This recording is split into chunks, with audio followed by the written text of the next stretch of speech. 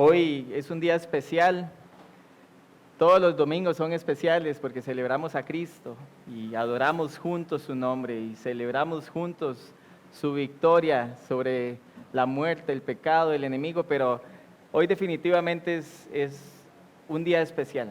Hoy es nuestro comisionamiento de la familia Salazar y para mí es un honor poder esta mañana predicar la palabra y recordar una vez más otra escena donde el Señor envía a sus discípulos. Recordar una vez más que esto que hoy estamos presenciando es lo que por miles de años ha hecho la iglesia. Hacer discípulos, yendo por todo pueblo, toda tribu, toda nación, predicando un evangelio que trae salvación a personas que estaban literalmente muertas en sus delitos y pecados. Y damos gracias a Dios porque hoy vamos a atestiguar. Y en los próximos días y los próximos meses vamos a seguir atestiguando lo que el Señor va a hacer en Berwyn, Chicago. Amén. Y lo que va a seguir haciendo en Lauruca, Costa Rica, para su gloria. Es lo que el Señor hace. Abran sus Biblias en Juan capítulo 20. Juan capítulo 20 y vamos a leer de los versículos 19 al 23.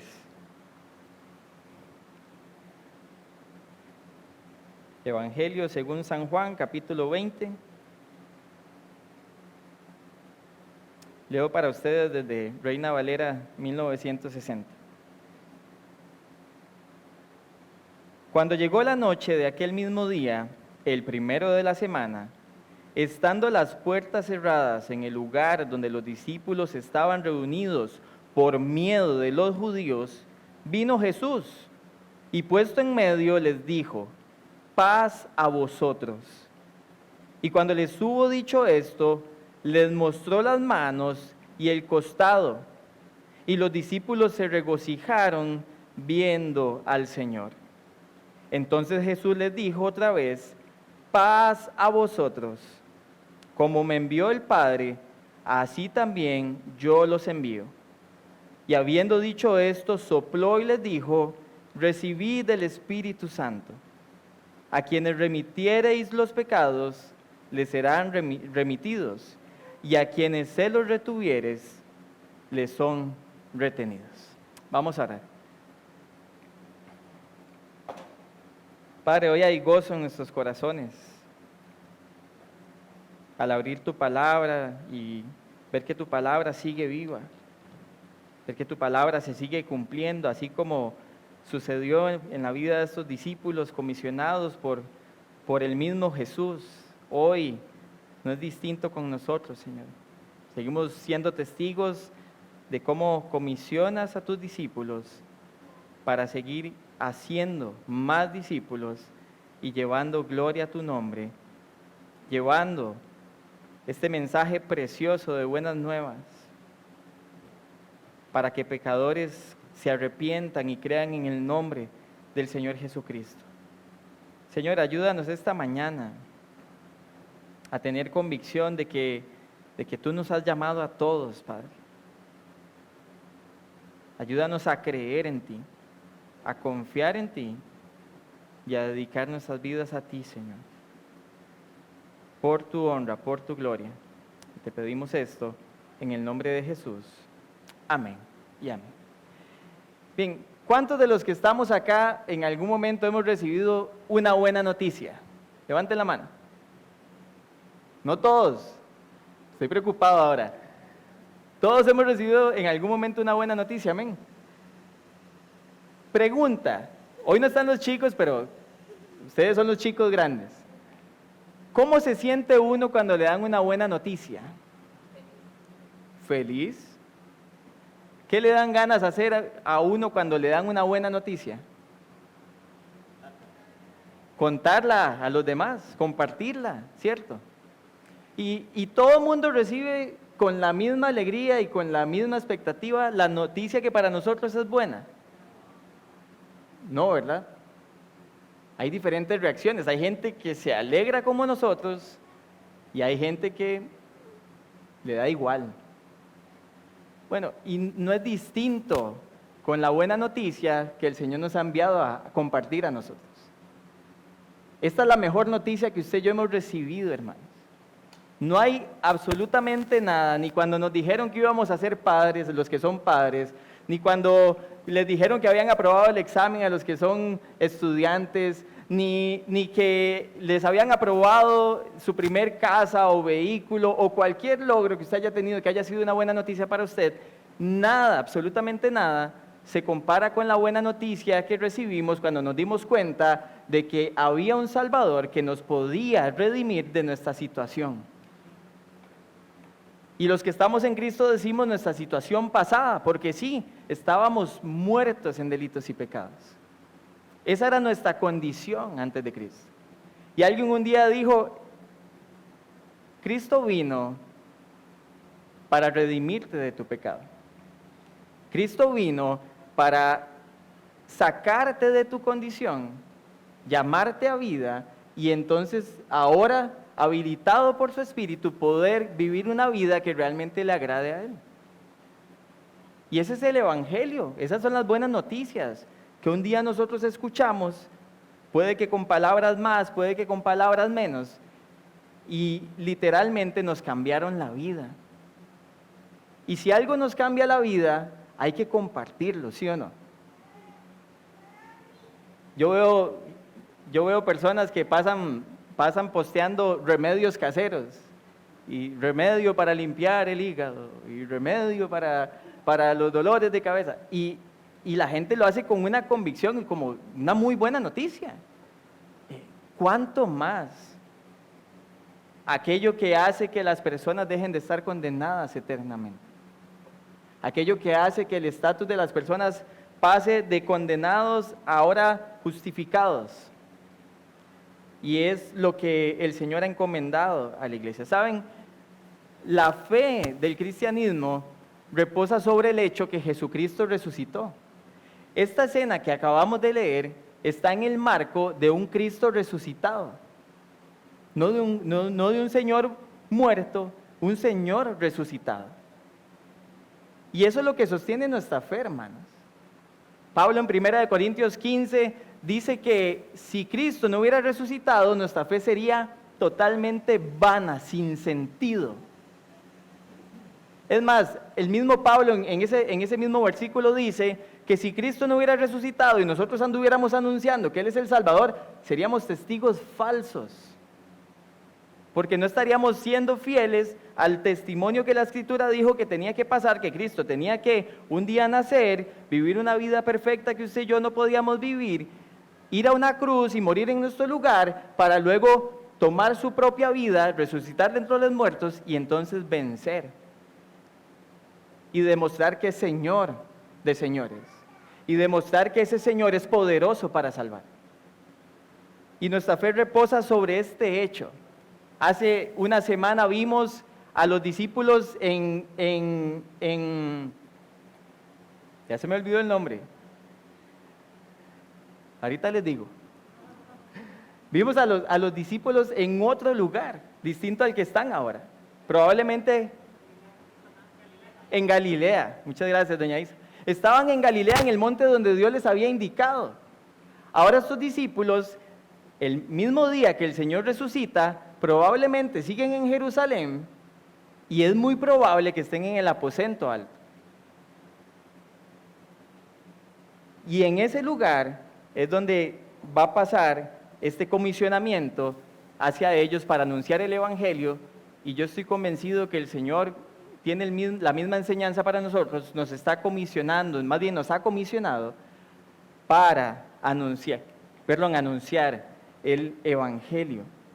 Y por eso es que en primer lugar vemos que somos comisionados para anunciar el Evangelio sin temor ni incredulidad. Lea conmigo nuevamente los versículos 19 y 20.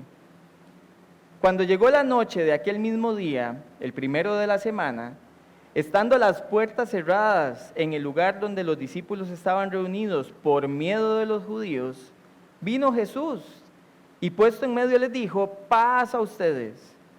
Y cuando les hubo dicho esto, les mostró las manos y el costado, y los discípulos se regocijaron viendo al Señor. Y la escena lo que nos dice es que estos hombres están ahora escondidos. Y nos dice claramente también por qué es que ellos están escondidos. Cuando el texto nos dice que las puertas estaban cerradas, literalmente es que ellos estaban, pero bajo seguridad. Lo que podían ponerle a esa puerta para que nadie la abriera, eso tenía esa puerta. Hubiese sido un candado, hubiese sido lo que fuese, estaba cerrada. ¿Tenían miedo de qué? De los judíos. Ahora, póngase por un momento en las sandalias de estos discípulos. Estos discípulos tenían miedo. Ya habían visto a los judíos manipular a las autoridades romanas para hacer morir a un inocente. Estos judíos eran realmente, tenían influencia, tenían poder en el gobierno de Roma. Y no es nada irracional que un discípulo de estos haya pensado, si mataron a mi Señor, van a venir por mí. Si usted y yo en el lugar de ellos probablemente hubiéramos pensado exactamente lo mismo. Mataron a nuestro Señor, mataron a nuestro Maestro, saben que somos seguidores, van a venir por nosotros. Pero no solamente tenían miedo de los judíos, acababan de ver la ejecución más brutal de parte del Imperio Romano, una crucifixión. Y esta gente acaba de ver cómo su Señor murió de una forma realmente espantosa, cruel, sanguinaria. Y si eso fuera poco, ellos están ahí con ese temor y de un momento a otro aparece alguien en medio de ellos y les dice, paz a ustedes. Y en el relato de Juan no lo dice, pero en el relato paralelo de Lucas 24, lo que nos cuenta es que ellos se asustaron y pensaban que había un espíritu en medio de ellos. Eso está en Lucas 14, 37, si usted quiere anotarlo. Y ese es el relato paralelo del que estamos leyendo. Y ahora estas personas se asustan porque creen que están viendo un espíritu. Pero Dios, con unas palabras preciosas, viene y trata de calmar el temor que están sintiendo los discípulos y les dice, paz a ustedes. Y no solamente era una paz instantánea, momentánea que necesitaban por el temor de lo que acabamos de describir, sino que también era una paz escatológica o una paz anticipada que sabíamos que tenía que suceder en aquellos y aquellas que iban a creer y que habían creído ya en su nombre. Esta paz anticipada de la que nos habla Isaías 53, capítulo 5, que dice, y el castigo de nuestra paz fue sobre él. Esta paz de la que nos habla Pablo en capítulo 5, versículo 1 de Romanos, cuando dice, justificados pues por la fe, tenemos paz para con Dios por medio de nuestro Señor Jesucristo. Vea que Pablo no está hablando de la paz de Dios, está hablando de paz para con Dios. Lo que significa es que Jesucristo no solo le quería transmitir una paz momentánea a los discípulos que estaban atemorizados, sino que quería reafirmar, apareciéndose resucitado, yo soy el Señor, que iba a hacer posible esa paz con Dios. El camino ahora está habilitado. Ahora hay relación, antes no había. Ahora hay comunión por los méritos de Cristo. Y es una paz que definitivamente venía a darle a estas personas una esperanza. Algunos dicen que esta paz estaba totalmente asociada a las palabras en Juan 19:30, cuando Jesús en la cruz dijo, consumado es. Y cuando Dios dijo, está completo, lo que estaba diciendo también es que estaba completa la paz hecha con Dios. Que ahora lo que había pasado en Génesis 3:15 podía ser revertido, ese efecto del pecado, por la sangre preciosa de nuestro Señor. Y ahora pecadores arrepentidos, creyendo en Él, caminando en santidad, viviendo una vida que fuese posible, que glorificara a su Señor, a este Señor que ellos ahora están viendo. Y así es como vemos que Dios cambia ese temor por paz en discípulos que van a ser comisionados y que han sido comisionados para ir al mundo. Pero no solamente lo que hace es cambiar su temor, sino que también su incredulidad.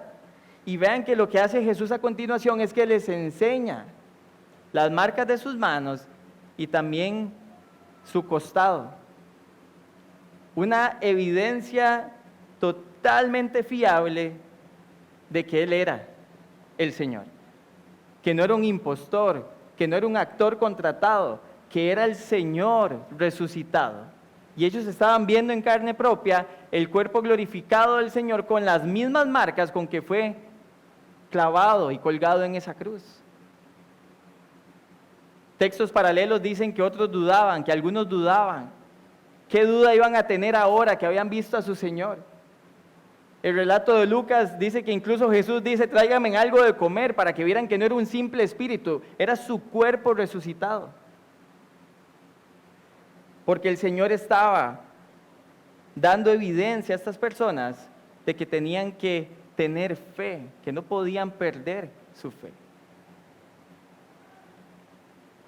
Es probable que estos hombres, y de hecho el relato de Lucas también nos dice que ellos no habían comprendido lo que el Señor les había dicho de que iba a resucitar. Estas personas estaban realmente asustadas. Vimos que María Magdalena, Pedro y Juan habían ido a la tumba, estaba vacía. Y ellos no sabían qué esperar. Su Señor había sido robado de la tumba para ellos, pero su Señor aparece resucitado. Y les da una prueba contundente de que Él es. ¿Saben? Jesús les había dicho en Juan 10, yo pongo mi vida para volverla a tomar, nadie me la quita. Yo soy el que la pongo. Él tenía el poder para hacer eso. Y eso de alguna forma estaba trabajando con la incredulidad de estos hombres y probablemente algunas mujeres que estaban reunidas en ese aposento. Lo que tenemos claro del relato de Juan es que el texto nos dice que habían 10 de los 12 discípulos. Ya Judas había ahorcado, Tomás no estaba presente porque en el versículo 24 nos dice que no estuvo en esa ocasión, pero Lucas 24 nos da a entender de que habían más personas en este lugar. Y Jesús no solo estaba hablando a sus 10, estaba hablando a más personas, de las que probablemente nosotros podamos pensar. ¿Saben? Cuando pensamos en nosotros como discípulos, tenemos algunas similitudes con estos hombres. Estos hombres eran seres humanos comunes y corrientes. Estos hombres no eran superhéroes, no eran supercristianos, eran pecadores como usted y como yo. Eran ahora seguidores de un Jesús resucitado como usted y como yo. Y también eran personas que estaban siendo comisionadas como usted y como yo, a ir y predicar el Evangelio. Y el temor que ellos sentían probablemente es el temor que muchas veces usted y yo sentimos cuando de ir a compartir el Evangelio se trata. Cuando de dudar de lo que el Señor está llamando a hacer o lo que el Señor está haciendo se trata. Y es bueno que nos hagamos algunas preguntas a la hora de pensar como discípulos comisionados a compartir el Evangelio. Por ejemplo, ¿qué nos da temor? ¿Qué situaciones nos están generando temor para compartir el Evangelio?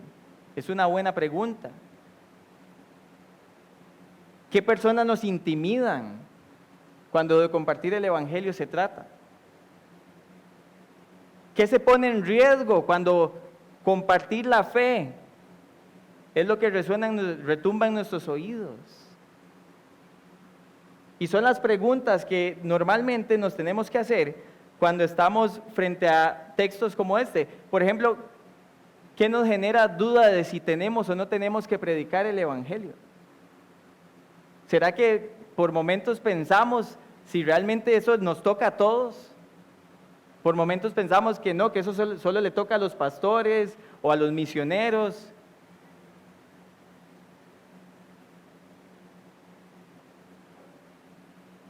¿Qué nos genera incredulidad en el corazón cuando de compartir las buenas nuevas se trata? Saben, hay una realidad con esto, y es que Nuestro trabajo es compartir las buenas nuevas. No somos responsables de los resultados. Dios no le dijo, vaya y hable y si no se convierten, usted es un fracaso. Él nos mandó a compartir las buenas nuevas y Él se iba a encargar de hacer lo que a Él le toca hacer. La salvación es del Señor. Y muchas veces podríamos estar pensando que los resultados nos tocan a nosotros. Ahora, estos discípulos tenemos evidencia en el libro de los Hechos de que definitivamente después de este encuentro con su Señor resucitado, ahora estaban valientes y con una fe imparable. Vaya conmigo al libro de Hechos. Hechos capítulo 4, y vamos a ver varios versículos juntos para que podamos ver cómo estos discípulos realmente salieron comisionados a hacer lo que tenían que hacer, sin miedo, sin incredulidad, ahora valientes y con una fe que realmente lucía imparable. Capítulo 4 del libro de Hechos, vea versículos 1 y 2, hablando ellos al pueblo, vinieron sobre ellos los sacerdotes con el jefe de la guardia del templo y los saduceos, resentidos de que enseñasen al pueblo y anunciasen en Jesús la resurrección de entre los muertos. A los que temían, ahora vienen por ellos. Ahora es real, ya no es una suposición. Ahora los líderes de la nación vienen a ellos. Versículo 13. Entonces, viendo el denuedo de Pedro y de Juan, y sabiendo que eran hombres sin letras y del vulgo, se maravillaban y les reconocían que habían estado con Jesús. Pedro acaba de dar un discurso ante estos hombres. Y estos hombres que no creen en Jesús, esto es lo que ven: un hombre valiente, un hombre que a simple vista se reconoce que había estado con Jesús, que había caminado con Jesús. Versículos 18 y 20, siga avanzando conmigo. Ahora estos son los líderes judíos llamando a Pedro y Juan, y llamándolos les intimaron que en ninguna manera hablasen ni enseñasen en el nombre de Jesús. Mas Pedro y Juan respondieron diciéndoles: juzguen si es justo delante de Dios obedecerlos a ustedes antes que a Dios, porque no podemos dejar de decir lo que hemos visto y oído. Ahora están recibiendo amenazas, y a pesar de las amenazas ellos dicen, delante de ellos, ni siquiera es algo que fueron a hacer después en secreto, no, delante de ellos les dicen: juzguen ustedes si realmente esto es justo, no podemos dejar de callar lo que hemos visto y oído. Y si fuera poco, avanzamos versículo 29 y 31, 29 al 31, perdón. Dice: ahora estos hombres salen de la presencia de los líderes judíos y vean la oración que elevan al Señor. Y ahora, Señor, mira sus amenazas y concede a tus siervos que con todo denuedo hablen tu palabra, mientras extiendes tu mano para que se hagan sanidades y señales y prodigios mediante el nombre de tu santo Hijo Jesús. Cuando hubieron orado, el lugar en que estaban congregados tembló, y todos fueron llenos del Espíritu Santo y hablaban con denuedo la palabra de Dios. Y estos hombres siguen hablando en el poder del Espíritu Santo con valentía, a pesar de las amenazas, a pesar de los riesgos. Y ahora no hay temor, ahora hay una fe que parece imparable. No importa lo que se ponga enfrente, no vamos a dejar de hablar lo que hemos visto y lo que hemos oído.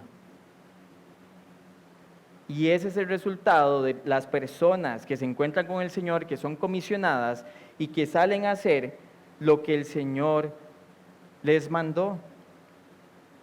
Saben, Jesús había dicho en Juan 16:3, estas cosas les he hablado para que en mí tengan paz. En el mundo tendrán aflicción, pero confíen, yo he vencido al mundo. En la oración sacerdotal, capítulo 17, versículo 18, ya les había dicho: Padre, como tú me enviaste a mí, yo los he enviado. Y en el versículo 20 dice: y no solo oro por ellos, oro por los que han de creer por la palabra de estos. Y lo que estamos viendo no es distinto a algo que ya Dios, que el mismo Jesucristo había dicho antes, que había anticipado. para sus discípulos. ¿Saben? Jesús no está sugiriendo que Él va a cambiar las circunstancias si dejan de tener temor y confían en Él. Jesús lo que está diciendo es que en medio de las circunstancias, Él lo que va a hacer es habilitarnos para que hagamos lo que nos mandó a hacer. En ningún momento dijo, tranquilos, los líderes judíos no les van a hacer nada. No, Él dijo, paz a ustedes, confianza, yo he resucitado. He resucitado. Y dice el mismo pasaje que esto les generó gozo. Dice que les generó gozo. Los discípulos se regocijaron y dice, viendo al Señor.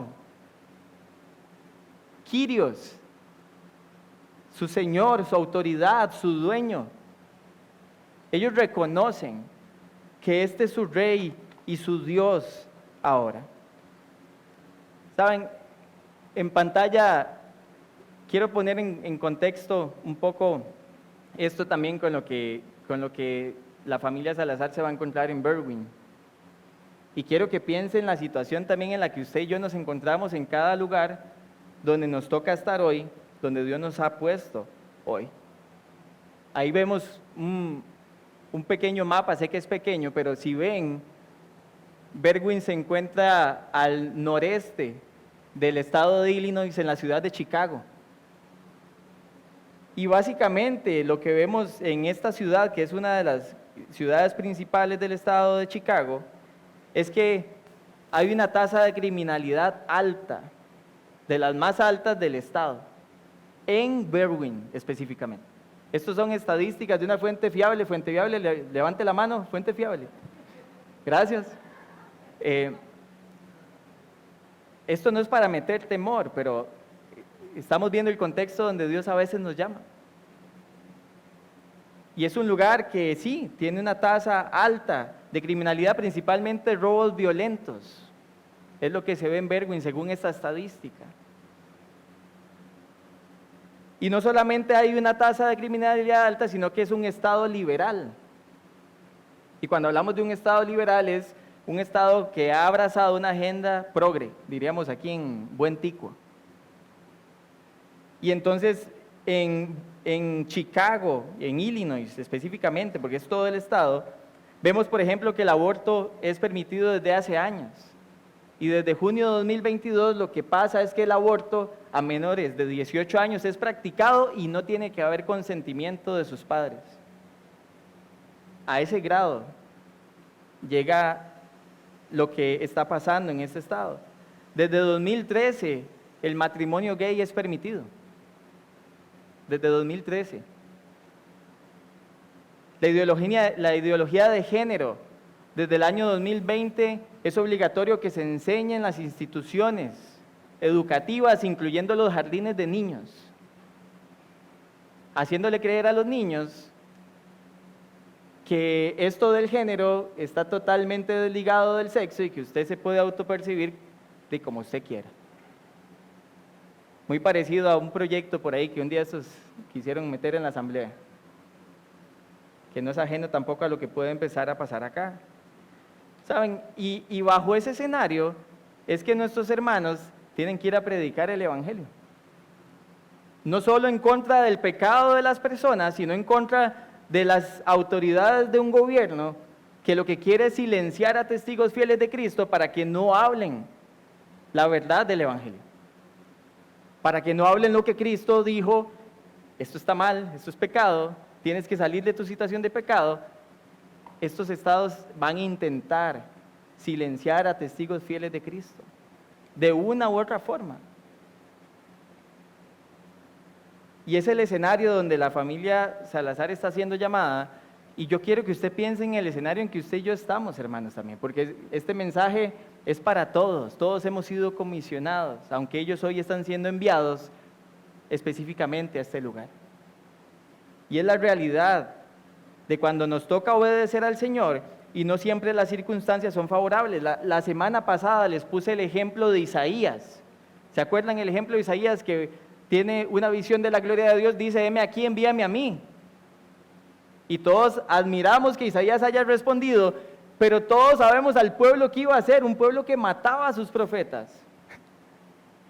Era un pueblo que no toleraba que le echaran en cara que estaba viviendo en pecado.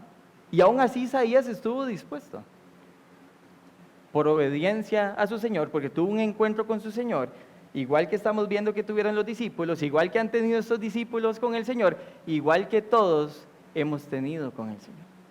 Y gloria a Dios por eso. En segundo lugar, vemos que somos comisionados a compartir el Evangelio en el poder del Espíritu Santo. Lo que vemos en versículos 21 y 22 es que Dios les dice, ok, como el Padre me envió, yo los envío, y les dice que sopló y les dijo, reciban el Espíritu Santo. Y este texto ha tenido varias interpretaciones a lo largo de la historia. Ahora, déjeme decirle lo que veo con honestidad en este texto. Lo que estamos viendo es que en el pasaje, si me acompaña Lucas 24, porque quiero que vea el pasaje paralelo.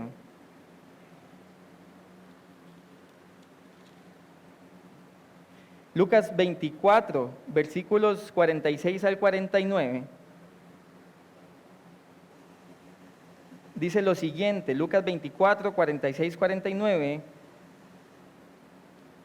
Y les dijo, así está escrito, y así fue necesario que el Cristo padeciese y resucitase de los muertos al tercer día, y que se predicase en su nombre el arrepentimiento y el perdón de pecados en todas las naciones, comenzando desde Jerusalén. Y vosotros sois testigos de estas cosas. He aquí, yo enviaré la promesa de mi Padre sobre vosotros, pero quedaos vosotros en la ciudad de Jerusalén, hasta que seáis investidos de poder desde lo alto. Y parece que Lucas no nos está dando la idea de que ellos en ese momento recibieron el Espíritu Santo, sino que era un anticipo, una forma simbólica del Señor de anticipar lo que había prometido en Juan 14 y en Juan 16, de que el Espíritu Santo iba a venir sobre ellos. Si usted va conmigo a Hechos 1:8, dice, y recibirán poder cuando haya venido sobre ustedes el Espíritu Santo y me serán testigos. Y estamos hablando que en el momento que Jesús dice estas palabras, lo que está es literalmente en el momento a punto de ser ascendido, el momento antes de su ascensión. Y no da tampoco la idea de que el Espíritu Santo entonces vino a morar en el momento que Jesús sopla y entonces Juan nos narra que les dice reciban el Espíritu Santo.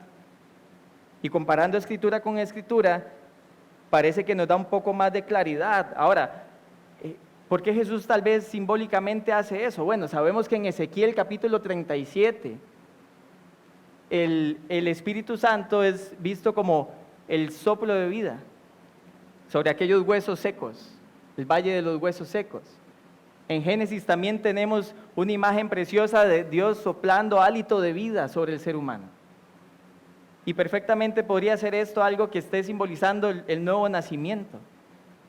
Y no porque los discípulos estaban naciendo en ese momento de nuevo, sino porque era la forma en que iban a ver en algún momento que se iba a impartir el Espíritu Santo, como también se prometió en el nuevo pacto en Ezequías 36. Y es parte de las cosas que vemos en este texto, y todo eso para decir, hermanos, que la única forma en que estos discípulos podían salir a hacer esto de compartir el Evangelio era en el poder del Espíritu Santo. Póngase a pensar por un momento, el Señor nos encomendó una misión que para cualquier ser humano es imposible: llamar muertos a vida. ¿Qué ser humano tiene el poder para resucitar un muerto? Ninguno. Y si usted conoce uno, no le haga caso, es un falso. No hay un solo ser humano en este mundo que tenga la capacidad de traer un muerto a vida. ¿Saben quién solo puede hacer eso? El Espíritu Santo. Y si hemos de ser comisionados a hacer esto, solamente en el poder del Espíritu Santo es que podemos hacerlo.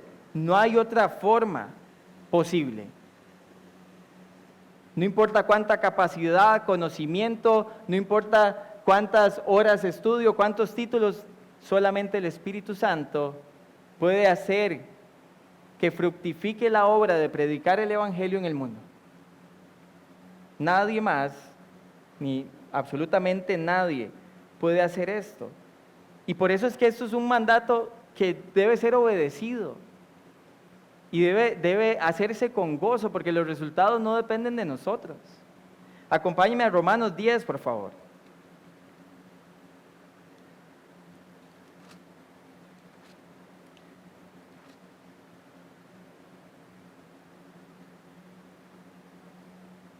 Vea lo que dice Romanos 10, versículo 14 y 15. La importancia de que nosotros estemos en misión.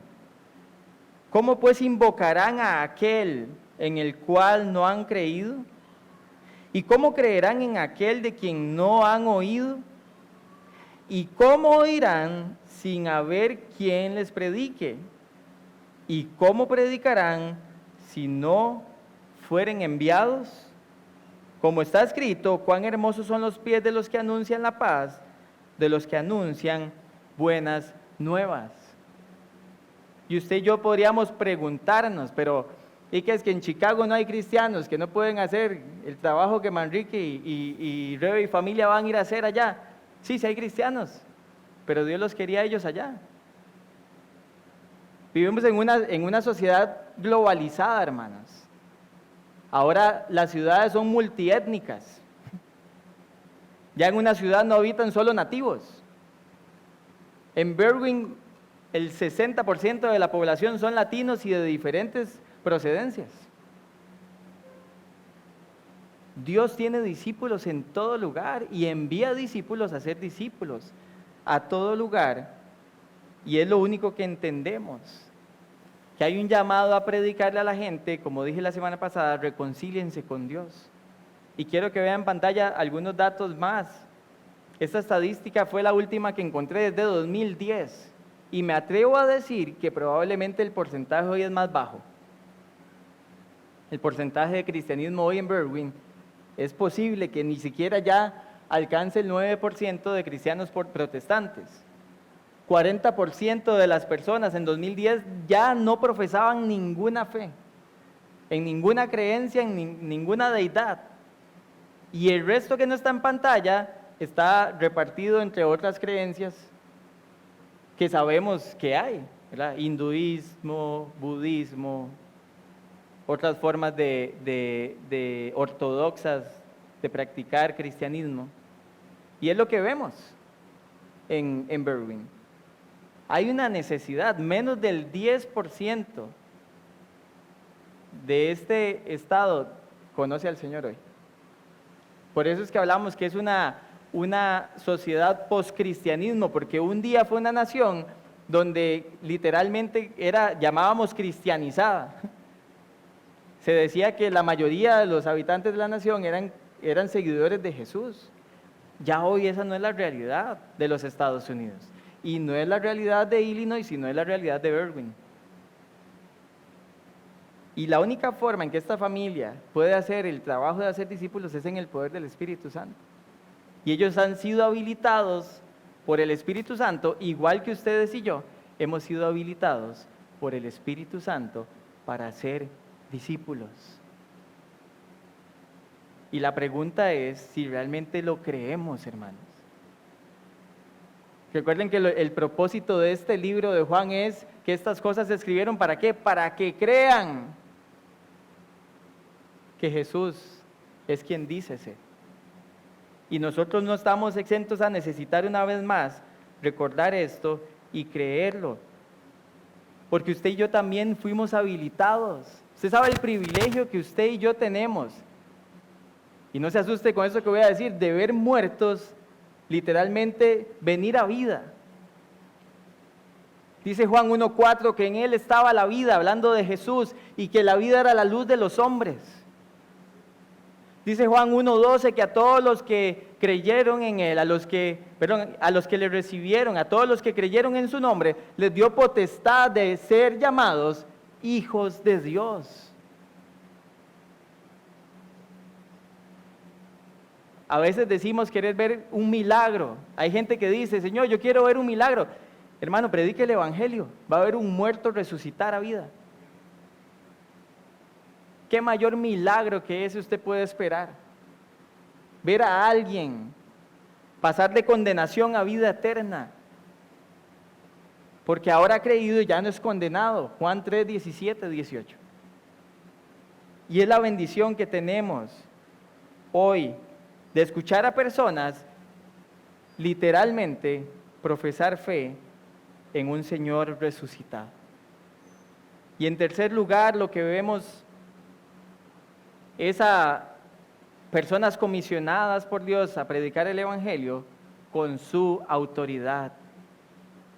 Versículo 23, a quienes remitiereis los pecados les son remitidos, y a quienes se les retuviereis, y a quienes se los retuviereis les serán retenidos.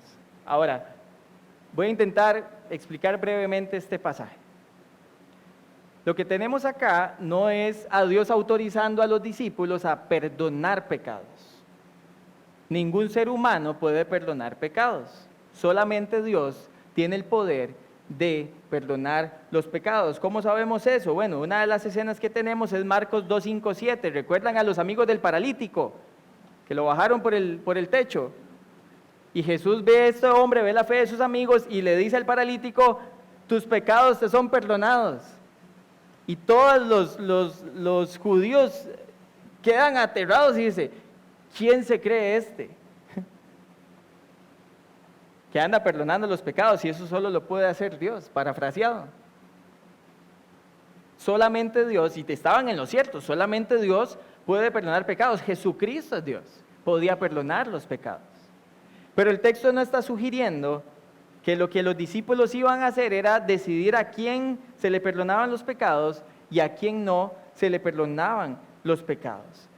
Lo que el texto creemos quiere decir, y muy ligado con lo que vemos en Mateo capítulo 16, versículo 19, usted lo puede anotar y después lo puede buscar en casa, Mateo 16, 19, es que un creyente lo que puede hacer es ver la profesión de fe de una persona y puede validar o confirmar si esta persona realmente está haciendo una confesión sincera y verdadera delante de Dios. Si realmente hay un arrepentimiento genuino y una fe genuina ahora en Jesucristo. Y al mismo tiempo lo que un creyente puede hacer es ver la vida de una persona que si sigue persistiendo en el pecado y no hay arrepentimiento y no hay una evidencia clara de que realmente ha creído el evangelio y que ahora está viviendo en santidad, esta persona puede decir, yo no puedo confesar, no puedo validar tu profesión de fe. Ojo, no estamos hablando de personas que están otorgándose el saber quiénes son y quiénes son salvos. No, son personas que solamente pueden validarlo con lo que están viendo y con la autoridad dada por su Señor. Porque vean que es el Señor el que les está dando autoridad. La Escritura es la que nos está diciendo que Dios ha dado autoridad a la iglesia para que literalmente pueda hacer esto. ¿Para qué? Para que la iglesia sea purificada y santificada. Y esto está muy ligado con Mateo 18, donde vemos lo que llamamos la disciplina eclesial. Y cómo es que una iglesia y cómo es que un liderazgo viene y hace que personas empiecen en un proceso donde empiecen a mostrar arrepentimiento, y de no mostrarlo lo que vemos es incluso que llega una expulsión de la iglesia. Y Dios le ha delegado esta autoridad a sus discípulos y por ende también a su iglesia. Y es por la palabra, hermanos, que la iglesia practica esto hoy. Saben, hay personas que creen que esto es una acción legalista de algunas iglesias fundamentalistas y les dan un montón de nombres hoy. Pero esto es la autoridad de la palabra, delegándole una autoridad a la iglesia. Esto no es un invento de un ser humano, esto es algo que el Señor dio. La familia Salazar lo que va a ir a hacer es ir a Chicago a pastorear una iglesia donde van a tener que con la autoridad del Señor validar la profesión de fe de personas y llamar personas a arrepentimiento, y si estas personas no profesan arrepentimiento, van a tener que empezar a hacer presión.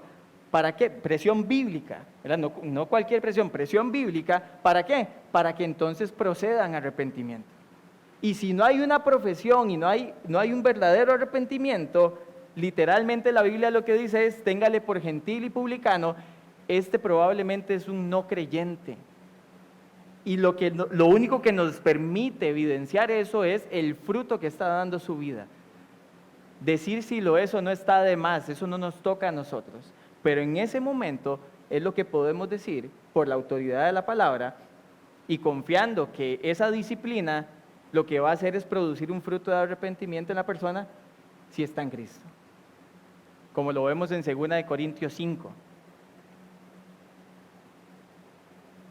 Y es con esa autoridad que el Señor está enviando a la familia Salazar a poder seguir llamando a pecadores a arrepentimiento, y mientras caminan y los van haciendo discípulos, validando su profesión de fe, viendo el fruto que están produciendo las vidas de hombres y mujeres. Y es lo mismo que vamos a seguir haciendo aquí, hermanos. Caminando juntos, viendo el fruto que está produciendo nuestra vida, un fruto que tiene que glorificar al Señor. Y si es necesario, el Señor nos va a disciplinar si hay algo y hay un área en la que no estamos caminando en santidad. Y agradecemos al Señor porque su disciplina es buena. Su disciplina siempre para sus hijos es para bien. Saben, hace muchos años las iglesias dejaron de literalmente confrontar el pecado.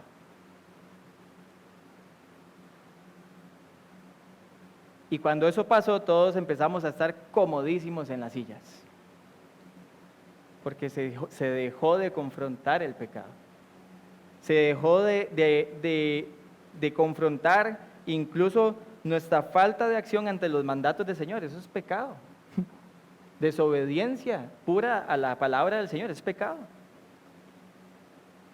Y van a haber personas que a usted y a mí nos van a tachar de legalistas, de sectarios y un montón de términos que no quiero ni siquiera repetir, por el hecho de que estamos practicando lo que la Biblia dice que hace cientos de años la iglesia dejó de practicar, y que como no conocemos nuestra historia, entonces creemos que esto es una acción legalista del siglo XXI. No, la disciplina eclesial existió por siglos y tiene menos de un siglo de haber sido erradicada de las iglesias.